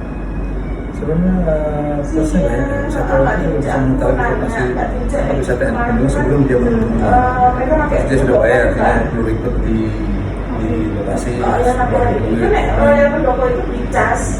termasuk makan atau hanya kalau sebenarnya misalnya kita akan memberikan tempat khusus jam khusus kepada wisatawan dari sudah ada yang tadi diskon 10%, terus ada kemungkinan untuk mendapatkan tipu dari sepeda kita. Itu banyak yang saya bisa dapatkan. Tapi ya kalau minusnya karena publikasi dari kami ya harus lebih cepat. Walaupun kami sudah kejar publikasi ya, tapi ya tetap harus lebih cepat. Oh iya. Soalnya kemarin tuh Bu Vera bilang banyak Indonesia itu mendapatkan dikasih sendiri enggak kalau nggak ada makannya gitu. Ini apakah Iya, ada dapat di berarti ada ya Kak ya, walaupun tapi kalau apa namanya mereka itu dengan makan loh. Dari sekitar 200 destinasi wisata yang ada di sini itu yang sudah Iya, aku paham kalau yang artinya gini, sebenarnya tempat destinasi wisata itu setiap mendapat di sini kan kita akan bisa untuk membuat list di Makasih ya Mbak Cuca. tapi ada yang tidak membuat. Kalau siapa Dan dia juga mengurus skillnya, dia cuma bawa rekeningnya itu ke PD pembantu yang akan bantu. masih jalan dong. ada jadi menurut Bapak promosi atau upaya apa yang dapat dilakukan untuk menunjang agar semua destinasi dapat menggunakan sistem Itu kesadaran dari pengelola bisnis wisata pentingnya pemanfaatan virus ini, pentingnya atau penggunaan virus ini kalau bisa menggunakan harusnya kan dikasih dia secara maksimal. Kenapa? Mereka pengunjung itu nggak perlu pulang duit, semuanya kan lebih akuntabel. di masa hari kok Dia promosi orang bisa download, apa nggak download di sini kok? transaksi langsung masuk ke di forward ke Mas Ari ya? Mas Ari dari jadi tidak ada yang nanti akan bercecer dan datanya apanya dan tidak akan mungkin untuk kesalahan data itu sebenarnya kan jelas nanti misalnya masuk hari ini yang masuk 100 orang hanya dari jadi semuanya bukan 5.000 kan jelas semua karena ini sebenarnya perusahaan ini contohan itu misalnya itu sudah digunakan efektif maksimal itu hasilnya akan berubah dan kan mereka belum tahu jadi belum merasakan manfaat daripada aplikasi karena mindsetnya masih manual masih tingkat konten masih finalnya bukan kemudian apakah ada rencana jangka pendek ataupun jangka panjang terkait dengan aplikasi Visiting Jogja? ya kalau kita rencana pendeknya kita melakukan sosialisasi teman-teman Tak kira kamu dulu ya, ini benar nggak? Iya. maksudnya. Terus Nah, kita mana sekarang, Mbak? Kabupaten Kota juga. Sekarang sudah kerja dong. Untuk jangka panjangnya itu Sekarang ya biar kita harus menyiapkan di tempatnya Mas Arif lah. Di situ yang sudah lengkap. Yang di tempatnya Mas Arif ini. agar wisata dari seluruh Indonesia bukan cuma dari Jogja ya. Apakah rencana jangka panjang tersebut menambah fitur-fitur lain dengan aplikasi? Lalu ini. Kalau mau kita itu pasti Oh, itu harus misalnya kayak review terus cover Ya, iya, kayaknya langsung cuma diganti covernya doang kan kamu. aplikasinya mau ke aplikasi misalnya dia masuk ke Brexit Di sini mana ya? masih ini, masih ya merah. semacam Oh, di sini itu apa kok? di Kovo tetangga itu Simbol sini. Oh, masih kurang ngomong. kita juga sudah rencana Bagaimana adaptasinya dilakukan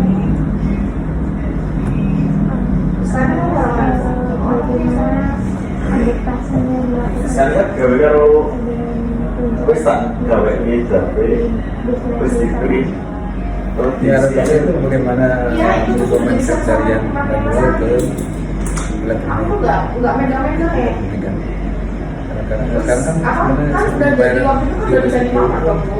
kan sudah termasuk familiar ya. Dan kan ramai sekarang ini. Saya teman-teman bantu Dan saya. aku sudah sama. Saya bayar pakai bukan tugasnya. Saya bayar pakai Berapa sekarang? jadi juga mindset dari manual ke Tapi terus terang aku nggak perlu kalau SK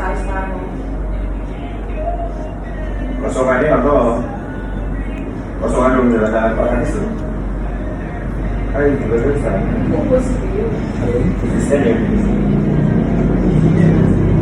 Itu semua dimasak.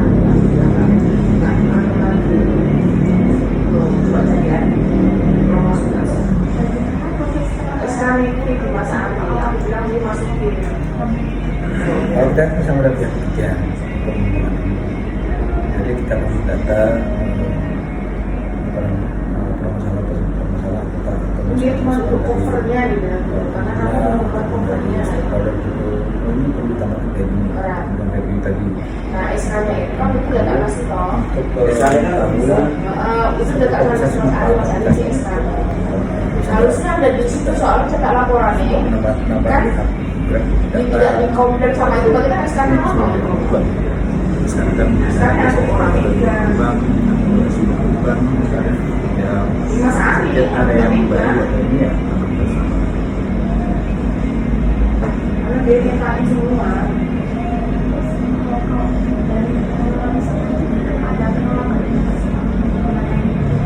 kalau secara umum nggak ada Pas aku beda. karena seluruh mereka terima waktu kita sosialisasi Itu juga tak suruh kok. Langsung sosialisasi Udah Mas Ari. mereka belum ada baik Sama yang dipromosi itu dari dari teman-teman itu sama SK-nya. SK-nya itu ada di aplikasi saya cuma masuk aplikasi termasuk juga event SK BBM. BBM yang di sini. aplikasi bisnis masing-masing nah contoh kemarin event sepeda explore air terus event Nah, aku nggak tahu. sepeda Kemarin udah Pak Buat, udah dilakukan Pak Kadis, tinggal diselipin di laporan. Nah, kemudian setelah dengan adanya aplikasi fitur-fitur yang dalam iya sih. apa harapan Bapak untuk sekarang atau untuk kedepannya? harapan kami ya sebenarnya bisa tahun datang ke Di laporannya Bogor. biar Ya di situ kan harusnya sudah demokrasi wisatawan ke Jogja tujuan yang berkunjung kemana saja dia berkunjung itu kan rumah tangga buat kami kan gaya merencanakan promosi kalau ternyata yang berkunjung yang dari bisnis itu dari Jakarta dari Bandung dari Jawa Timur maka itu kan kita perlu untuk maintenance pasar kita transportasi pasar kita yang mungkin yang dulunya belum ada tapi belum muncul next kita mantap.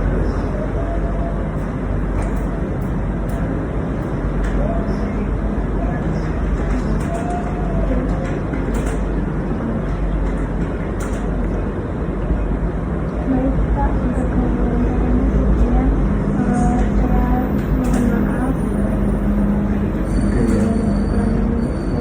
kesalahan dari kami atau ketidaksiapan dari kami. Terima kasih atas Bapak dan kesediaan Bapak telah mengambil Ya, terima kasih kawan ya. Semoga sukses. aku menguap dulu. Terima kasih. Dari Mahasiswa Teknik Perjalanan Wisata Universitas Gajah Mada, saya Bidadari, Amerikanya. Kami melakukan wawancara terkait tugas akhir semester kami, yaitu terkait fitur QRIS di aplikasi Visiting Jogja di destinasi wisata Solo. Terima kasih, saya Ridwan Syah, saya selaku pengelola Taman Sari. Terima kasih teman-teman dari UGM, dari Vokasi Bahasa Seni dan Manajemen Budaya ya. Oke, nah silakan. Tadi apa yang ditanyakan? Mengenai aplikasi kritik dan pembayaran non tunai di Taman Sari. Oke. Taman Sari dulu kita pakai visiting Jogja. Ternyata banyak yang tidak pakai visiting Jogja. Ya, jadi para tamu wisatawan itu tidak dengan visiting Jogja. Kita nggak tahu apa masalahnya, padahal visiting Jogja itu bagus. Ya, jadi kita tetap pakai QRIS, tapi bukan punya visitingnya Jogja. Kita pakai punyanya BPD Yogyakarta. Kenapa tidak pakai visiting, Mas? Ya karena orang tidak familiar dengan visitingnya. Padahal pengisi visiting itu kan munculnya karena ada COVID. Nah, bisa pembayaran itu. Tapi kalau kita pisahkan ini antara visiting dan QRIS. QRIS semua ada. Di visiting juga ada QRIS. Tapi visiting di QRIS ini kita pakai bukan punyanya visiting, tapi punyanya BPD. Visiting juga pernah kita pakai, tidak familiar dan lemot. Wisatawan itu pengen cepet, pengen cek karena udah ada kemacetan saya kayak apa sih kan. Jadi untuk selama ini kita menggunakan QRIS bagus untuk penerapan dan tamu sangat suka. Untuk visitingnya di awal-awal COVID kita pakai visiting. Itu nggak tahu kemana. Setelah itu kapan tepatnya Taman Sari juga tidak menggunakan aplikasi visiting? Sejak ada trouble, tapi bulannya lupa ya. 2021. Iya, tidak pakai visiting. Buka visiting QRIS-nya ya. Visitingnya tamu tetap pakai, ada yang pakai gitu kan. Tapi QRIS-nya nggak dipakai. Berarti QRIS yang di visiting? Enggak dipakai. Repot, masuk sini atau sini, nah dia pakai sketsa. Nah kalau dia pakai visiting, dia kan harus benar-benar lagi katanya. Nah, ya, itu semenjak itu banyak. Bukan kami yang melarang mereka tidak pakai visiting, tapi mereka cari instannya. Nah, jadi mereka pakai yang punyanya Shopee atau punyanya Dana atau punyanya apa. Ada kemudian apa lagi sih Pak semenjak Taman Sari itu tuh pakai pembayaran non tunai? Ada kemudiannya? Sangat mudah. Kita tidak pegang uang. Kita tidak hitung uang. Sudah sistem yang hitung. Jadi setiap hari kan kita melaporkan ke kantor. Kan visiting itu kan di handphone saya ini kan ada transaksi masuk di sini di handphone saya saya bisa lihat. Jadi begitu saya lihat ya tinggal di istilahnya kalau di edisi itu di shuttle ya jam berapa. Nah ini juga ada berapa sih total. Sangat mudah. Kita tidak bersentuhan dengan uang. Sudah masuk rekening. Dan pelaporan ya sangat mudah. Sangat mudah. Kecurangan tidak ada. Nol. Awal adaptasi menggunakan aplikasi visiting dan QRIS-nya bagaimana? Ya, sesuatu benda baru yang kita pakai pasti kita belajar. Kerepotan ada. Karena kita biasa sangat mudah dan sangat cepat. Dan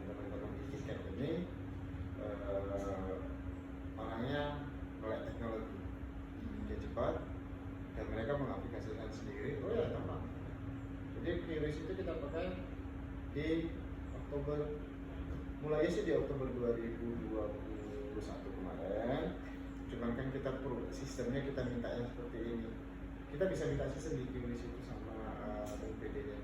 Kami mintanya seperti ini ya juga. Jadi di awal 2020 kita sudah kemarin dulu. Kemudian untuk Anasari waktu pertama kali di sini itu Anasarinya yang mengajukan atau dari pihak limpahnya yang Limpah. Kita suruh makan. jadi langsung dari limpah dulu. Iya. Jadi dinas pariwisata, kemudian kita pakai visiting Jogja. Visiting Jogja itu kan untuk mendata seberapa banyak orang masuk ke wisata-wisata, seberapa banyak orang datang ke kota Yogyakarta. Orientasinya bukan di QRIS-nya. Kalau kami saya bertemuan dengan pengurus dari Dispar Kota dan Dispar Provinsi, bukan itunya, bukan QRIS-nya. QRIS itu hanya sebagai pendukung untuk orang berminat pakai visiting. Tapi intinya di situ adalah kita dari Dispar itu untuk mendeteksi lalu lintas orang di Yogyakarta, khususnya di pariwisata. Terus pernah ada nggak pakai respon kurang baik dari wisatawan terkait dengan penggunaan internet? Nah, ada sejuta kepala, sejuta pikiran manusia, pasti. Ada yang orang itu kan ada yang sabar, ada yang nggak sabar. Yang namanya teknologi itu kita tidak tahu sinyalnya bagaimana. Ini sinyalnya begini. Kalau kita kan sebagai pelayan ya menerima semelah. Jadi kita terima ya Ibu, mohon maaf, jangan salahkan QRIS-nya. Saya tidak nyalahkan infonya Ibu. Mungkin lagi ada perbaikan sinyal. Infonya iPhone bagus. iPhone bagus itu kalau nggak ada sinyal jadi bagus nggak? Ya sama aja. Yang paling bagus itu adalah big signal. Itu sampai jualan signal. Kayak gitu.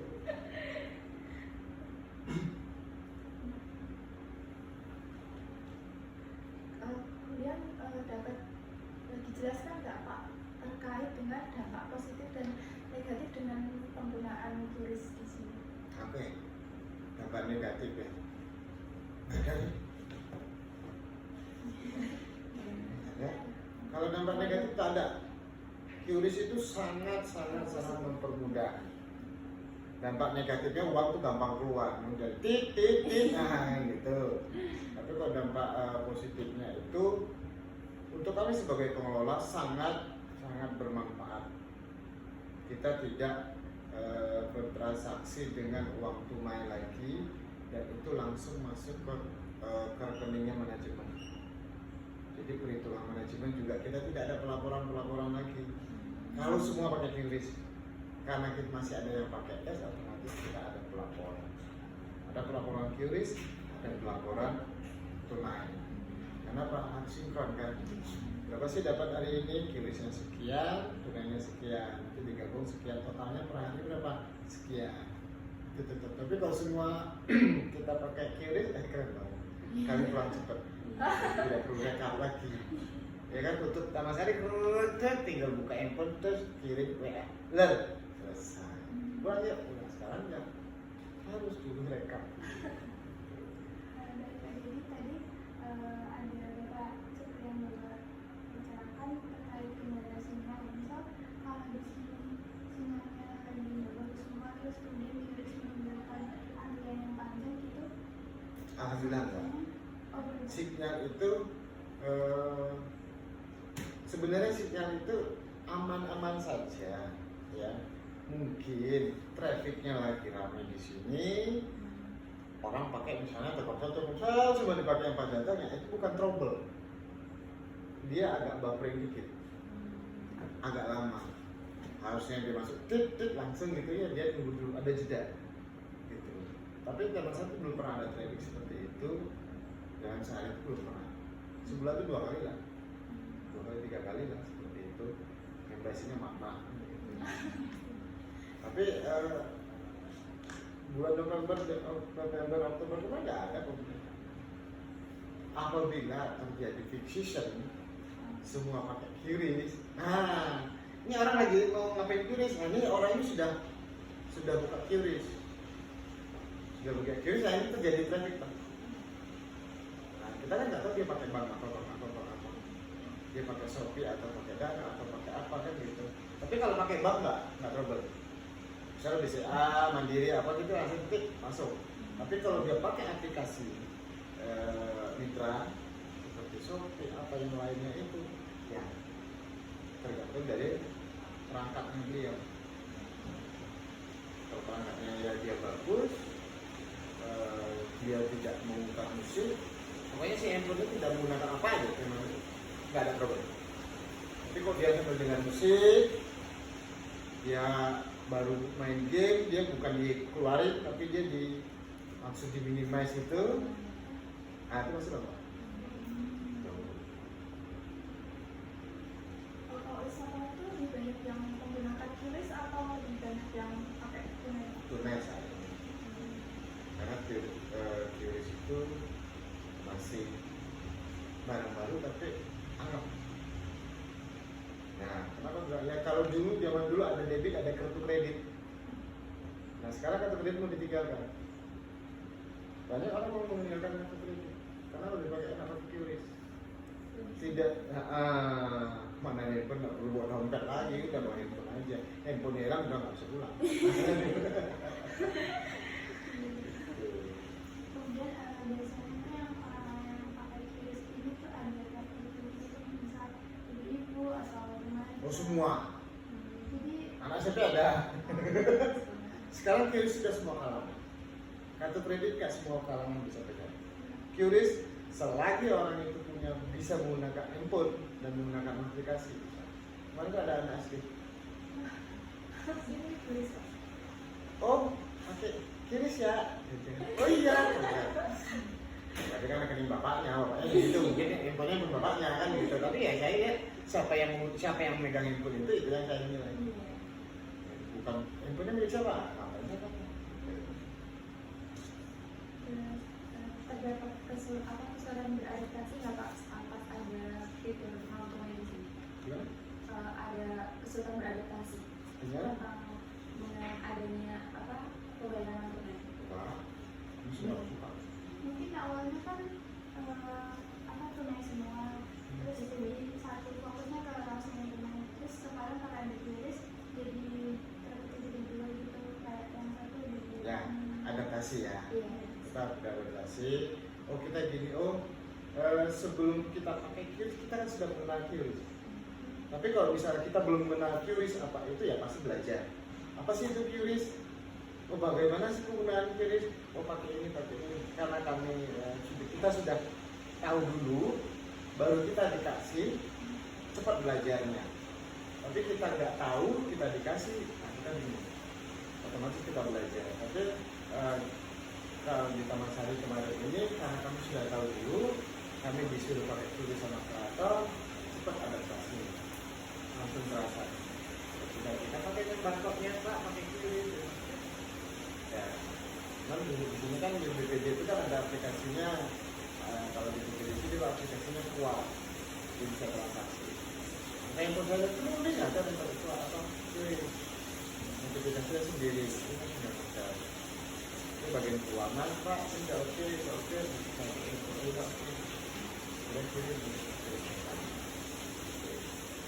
saat adaptasi itu dengan percobaan sendiri.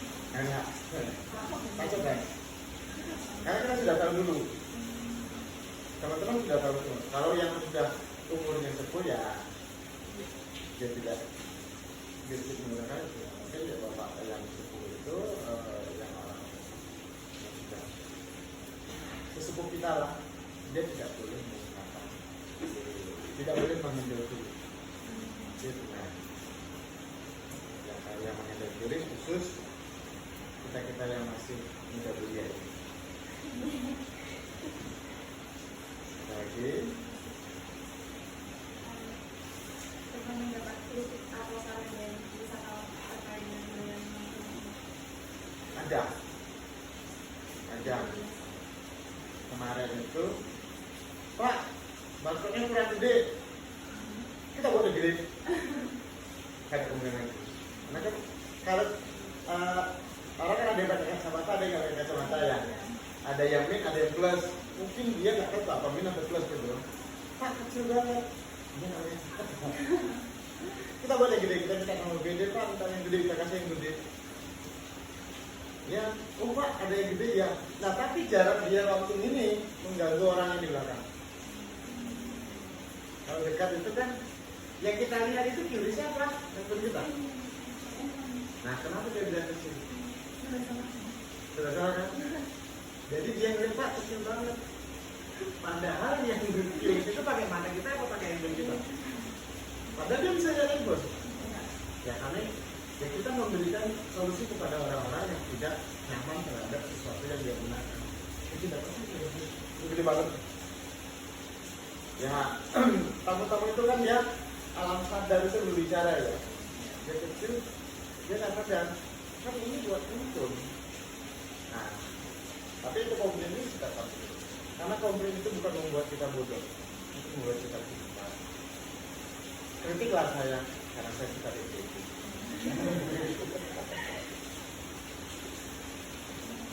Apakah pihak sama sekali mendapat feedback dengan adanya itu? Wah hanya banget, wah mas, keren. Jadi ya itu biasanya tour and travel ya. Tour and travel, nah gini dong dari dulu. Kalau digital lah, karena kan kelihatan kan ada itu. Nah, respon itu banyak, ada dari tamu juga. Wih, udah pakai QRIS. QRIS. Nah, mahasiswa, kira kita saya ya. Responnya banget. Sangat feedbacknya untuk positifnya sangat banyak. Karena ada tamu yang kehabisan uang cash, oh ya ada QRIS. Dan kita tetap juga menawarkan, Bu, QRIS aja, Pak, pakai QRIS aja agar kita juga mudah kerjanya, beliau juga tidak bersentuhan dengan uang. Kan uang itu kotor. Yang megang uang itu kan bukan kotor. Wah, apalagi mau apa yang bayar?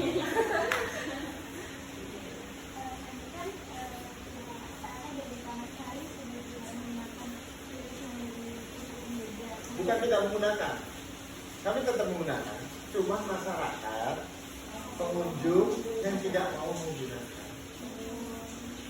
Oh mas pakai topi aja, mas pakai aja. Bukan kami yang tidak mau menggunakan, tapi tamu-tamunya. Mereka lebih tinggal pakai topi, pakai langsung antar barang. Itu kejadiannya bukan tidak kami yang menggunakannya.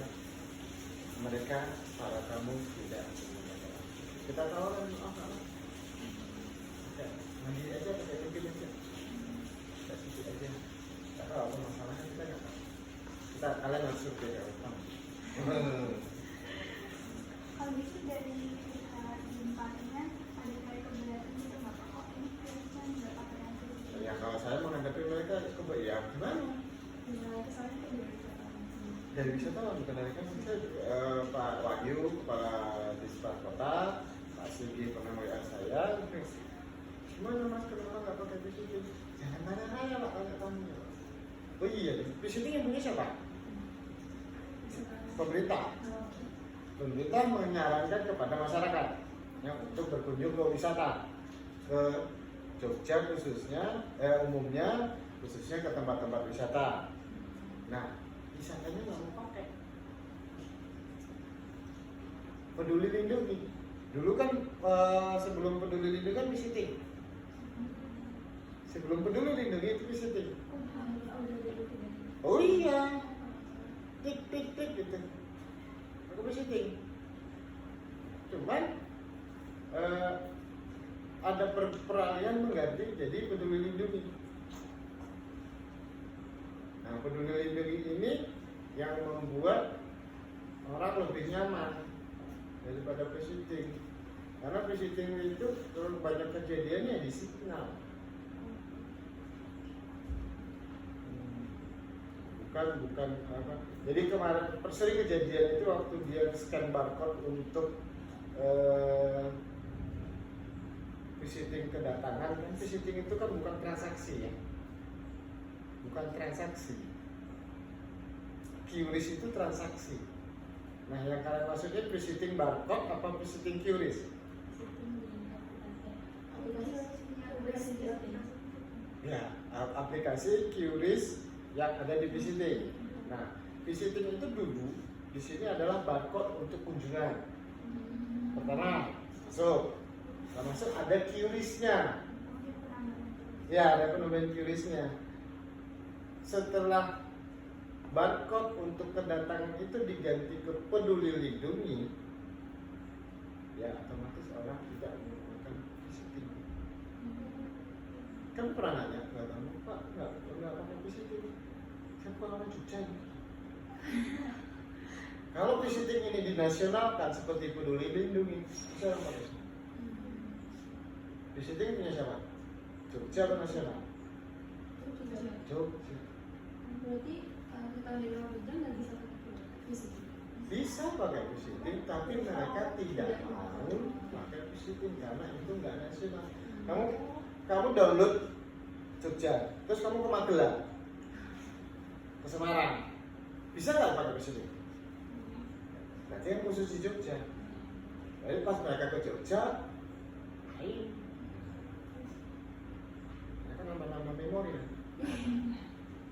Itu masalahnya seperti itu. Jadi bukan kami dari pelaku wisata ini tidak menyuruh mereka pakai visiting. Karena ada tenda tadi itu markasnya visiting. Itu ada kita buat itu apa ya? Sudah visiting. Bagus pakai kaca gitu, pakai kayu kelapa, bagus. Tapi ya tidak tertarik untuk dia mereka mengganggu.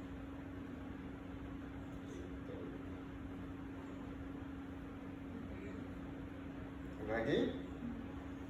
Sudah puas? Iya, sampai puas saya lemas.